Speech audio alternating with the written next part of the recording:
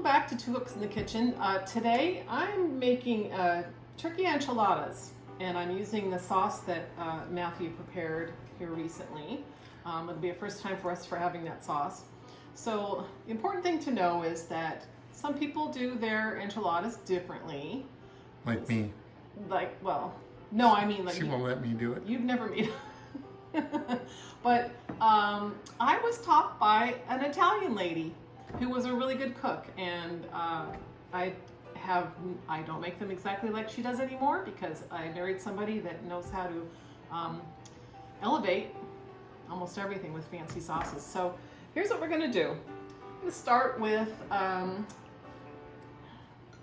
maybe a cup and a half of turkey. I'm only making 4 enchiladas out of this because it's just the two of us, and usually we make the giant pan, the big old pan, and then we can have as many as we want. Yeah, or we cook for company. Fat and happy. Yeah, we don't want to be fat. We want to be happy, not fat. So this is some turkey we shredded from our Thanksgiving turkey. Totally worth the great deal on that turkey. So they're going to be small, but I'm going to add some extra things to make it more interesting.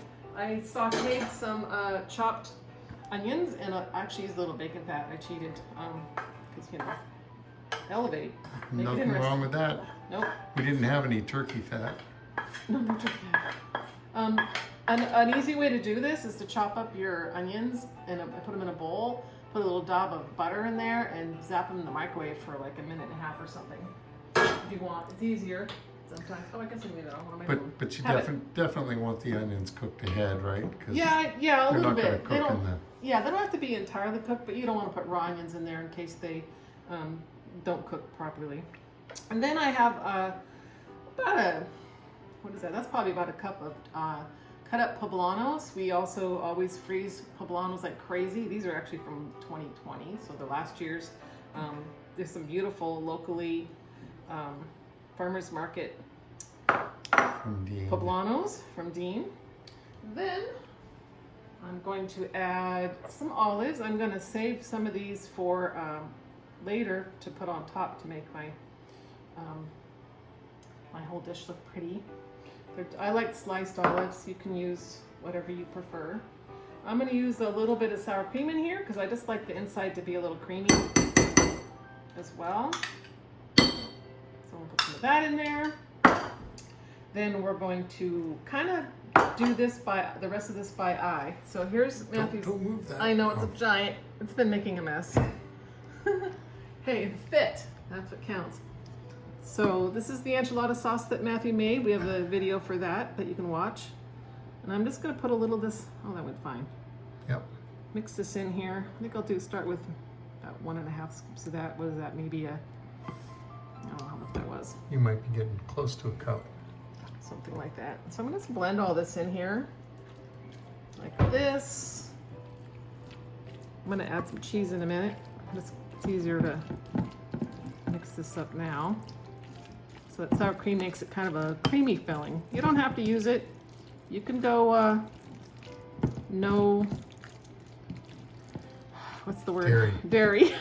But you could also use yogurt if you wanted to, or not. But I like my enchiladas really saucy.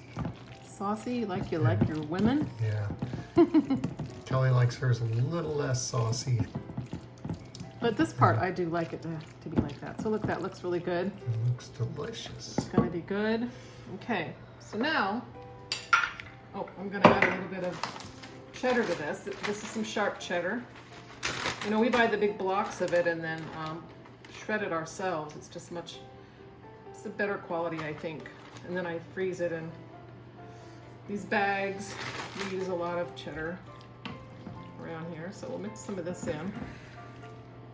Can't go wrong with cheese. If we had some Jack cheese, I totally would have put some of that in here, but we didn't. And I said no to the mozzarella, but yeah, it's nice to have a little mix of cheeses. Yeah, any kind you want, you can do.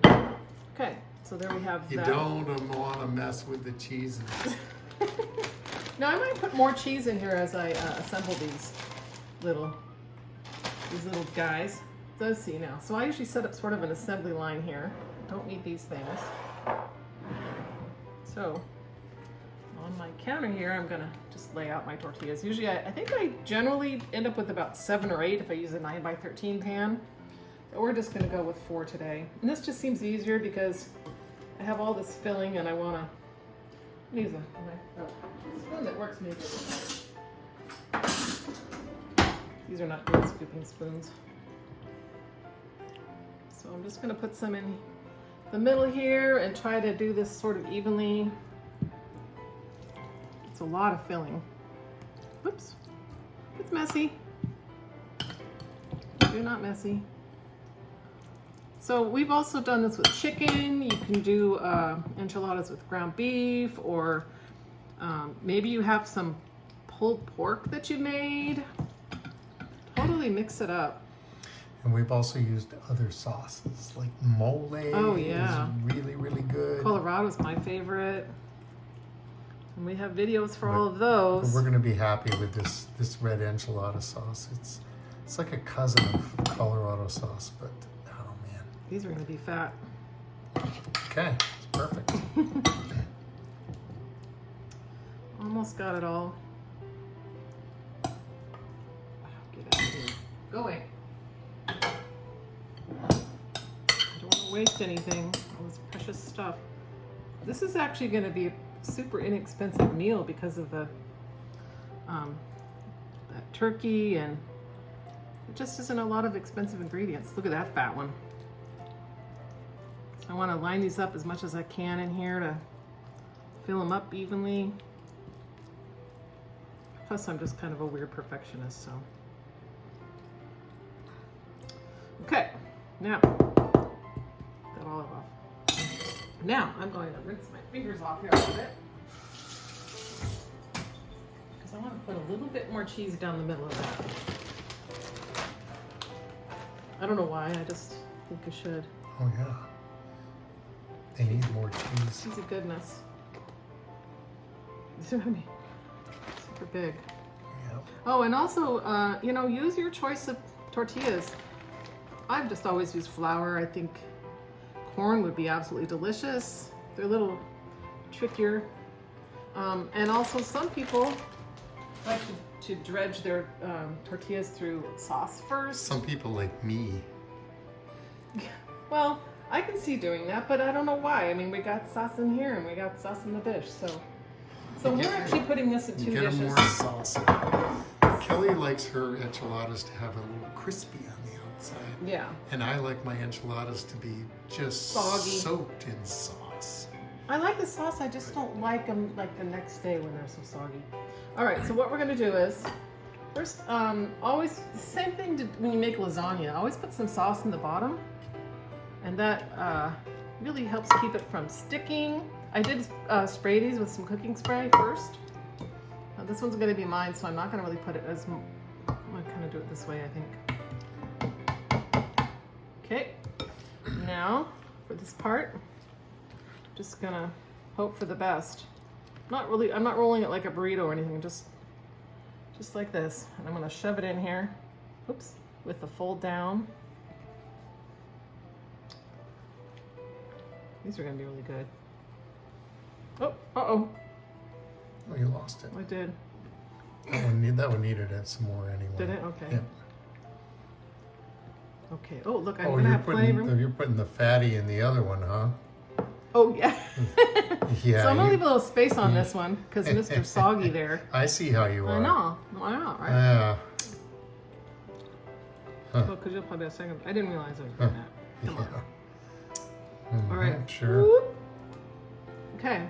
So now, why didn't you put them all in one pan? Because we said, didn't we say that? I don't like mine very soggy. Right. And you do, and also that's actually fitting better this way. Well, it's fitting better, but you wanted to make one that was nice and crispy. Yeah, I like when the ends have a little bit of crunch. See, and I want that covered Soggy. all the way up All with right. sauce. We'll do it. We'll do it. That's Okay. the best. So here we go. I'm just gonna do this. Whoop, that's a lot of sauce, Mm-hmm. no matter what. Yep. Then we're gonna do this. This sauce is gonna be so good. You're gonna be. Not like we don't have plenty of it. So we're gonna freeze the rest of the sauce that we don't use for another day for something that we make. So when I want it soggy, I usually kind of spread it around, make it go in there a little bit. You don't want the crisp, that's the ends I like. We'll shove those in there for you. Yeah, I think you need another scoop. Gee. Okay. Oh, that wasn't a scoop. It's gonna be fine.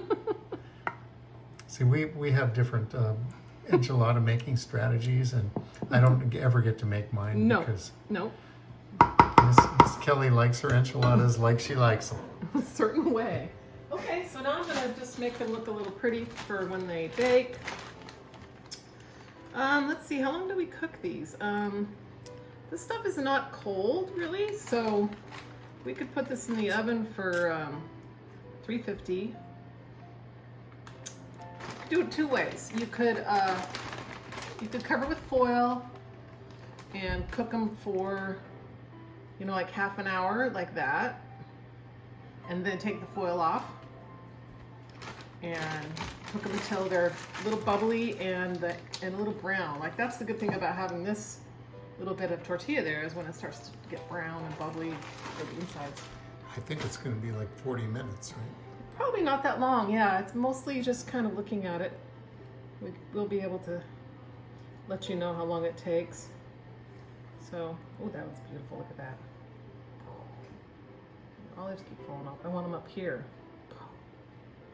Okay, so we're going to be putting this we're going to put this in the oven and come back when we are all done with that and see how it turns out. Ready? Go. Ready. Okay, I'm going to do like Matthew always does. Okay, so we're ready to take these out of the oven. They've been in there for 40 minutes and they look golden and beautiful. Use my brand new pot holder. This one is mine. Look how beautiful that looks. Ooh, those really stick.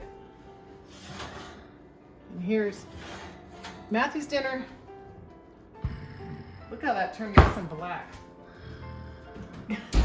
Stop making that growly sound. Okay, so we're going to attempt to lift this out. So yeah, that was 40 minutes on 350. Oh man, that looks really good. So the trick, you know what might work better is cutting it in half and doing it, but we're just gonna. I think you should try. We're just gonna take our chances on try and this. get the whole thing out. I'm gonna try to loosen it up first in case it's a little stuck. So we. Oh, it's not gonna work that great. Come on. Well, you kind of. Usually we cut them in half. Look at that. That's fantastic. Oh, you could have done better. Okay. Oh, that's kind of stuck, but got a little bit of sauce here. Man, that's gonna be so It's good. gonna be really good. So the thing that would have been good to make is some nice Mexican rice. Maybe another time we'll do that, but we don't really eat all that stuff. We're gonna have some, here, let me move this. And then I'll give this a second and we'll try a bite of it. So, Matt is gonna have some of his fermented salsa on his because he likes the spicy. I don't like spicy as much, but I'm gonna try a bite of this. By the way, so we're having some Raymond bread, it says Field Blend, as our pairing tonight, because we really like Zinfandel. So I have a glass of that here. So, I don't know, it might be really too hot to try yet. It's straight out of the oven. Oh, yeah, that looks really good. Work for it. It's too hot to bite yet. Okay. Close out.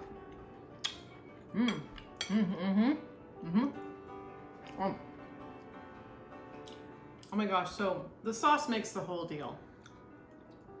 It's not super spicy. It's got a warm feeling. I'm gonna really enjoy eating all this.